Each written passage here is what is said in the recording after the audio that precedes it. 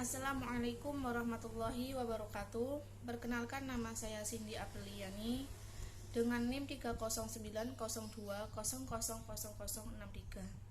Di sini saya akan mempresentasikan tugas mata kuliah falsafah, yaitu teori menurut Kurt Lewin. Menurut Kurt Lewin, berubah merupakan kegiatan atau sebuah proses yang membuat sesuatu atau seseorang benda beda dengan keadaan sebelumnya. Berubah merupakan proses yang menyebabkan perubahan pola pikir individu. Teori Kurt Lewin dibedakan menjadi 3 tahapan, antara lain 1. Tahap pencarian atau unphrasing. Pencarian motivasi yang kuat untuk berubah dari keadaan semula, merasa perlu untuk berubah, siap untuk berubah dan melakukan perubahan.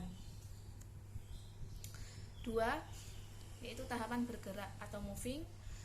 Bergerak menuju keadaan yang baru atau tingkat atau tahap perkembangan baru karena memiliki kemampuan untuk berubah, memahami masalah yang dihadapi dan mengetahui langkah-langkah untuk melakukan perubahan. 3. Tahapan pembekuan atau refreshing. Pembekuan merupakan pencapaian tingkat atau tahap baru. Tingkat yang baru dicapai harus dijaga untuk tidak mengalami kemunduran atau bergerak kembali pada tingkat sebelumnya. Oleh sebab itu, sangat diperlukan umpan balik kritikan yang konstruktif dalam upaya pembinaan yang berkelanjutan. Faktor-faktor yang mendorong perubahan antara lain yaitu A. Kebutuhan dasar manusia yang mencakup kebutuhan fisiologi, kebutuhan rasa aman dan perlindungan, kebutuhan rasa cinta memiliki dan dimiliki, kebutuhan harga diri, dan yang terakhir aktualisasi diri. Yang B. Kebutuhan dasar interpersonal, antara lain kebutuhan untuk berkumpul, kebutuhan untuk mengendalikan atau mengontrol, melakukan kontrol. Ketiga, kebutuhan untuk dikasihi, kedekatan, dan perasaan emosional. Faktor-faktor penghambat.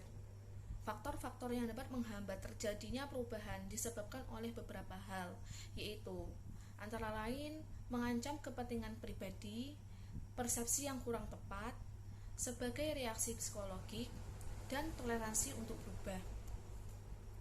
Alasan perubahan. Menurut Lewin, mengidentifikasi beberapa hal dan alasan yang harus dilaksanakan oleh seseorang manajer dalam merencanakan sesuatu perubahan, yaitu 1. Perubahan hanya boleh dilakukan untuk alasan yang baik. 2. Perubahan harus secara bertahap. 3. Semua perubahan harus direncanakan dan tidak secara drastis atau mendadak. 4. Semua individu yang terkena perubahan harus dilibatkan dalam perencanaan perubahan. Menurut Kurt Lewin, perubahan terjadi karena munculnya tekanan-tekanan terhadap organisasi, individu, atau kelompok. Jadi, ia memfokuskan pada pernyataan mengapa, yaitu mengapa individu-individu, kelompok, atau organisasi berubah. Dari situ ia mencari tahu bagaimana perubahan dapat dikelola dan menghasilkan sesuatu. Lewin berkesimpulan bahwa kekuatan, tekanan, atau driving focus akan berhadapan dengan keengganan atau resistance untuk berubah. Perubahan itu sendiri dapat terjadi dengan memperkuat driving focus itu atau melemahkan resistance to change. Dari situlah Lewin merumuskan langkah-langkah yang dapat diambil untuk mengelola perubahan, yaitu unphrasing, chaining, dan referencing. Unphrasing merupakan suatu proses penyadaran tentang perlunya atau adanya kebutuhan untuk berubah. Sedangkan chaining merupakan langkah yang berupa tindakan baik, memperkuat driving focus maupun memperlemah resistance. Referencing merupakan upaya membawa kembali organisasi kepada keseimbangan yang baru. Perilaku dapat berubah apabila 1. Kekuatan-kekuatan pendorong meningkat. Terjadinya karena stimulus meningkat untuk terjadinya perubahan perilaku. Stimulus ini dapat berupa penyuluhan atau informasi. Misal, seseorang ikut KB untuk berubah perilakunya kalau kekuatan pendorong, yakni pentingnya KB dinaikkan dengan penyuluhan atau usaha lain. 2. Kekuatan-kekuatan penahan menurun. Hal ini terjadi karena adanya stimulus yang memperlemah kekuatan penahan. Contoh, persepsi banyak anak, banyak rezeki adalah kepercayaan yang salah. Maka, kekuatan penahan tersebut akan melemah. 3. Kekuatan pendorong meningkat, kekuatan penahan menurun. Keadaan ini sangat jelas dan membuat perubahan perilaku.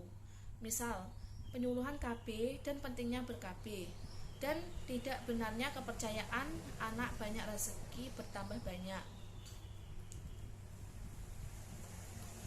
Sekian pemaparan dari saya. Apabila ada salah kata, mohon maaf. Wassalamualaikum warahmatullahi wabarakatuh.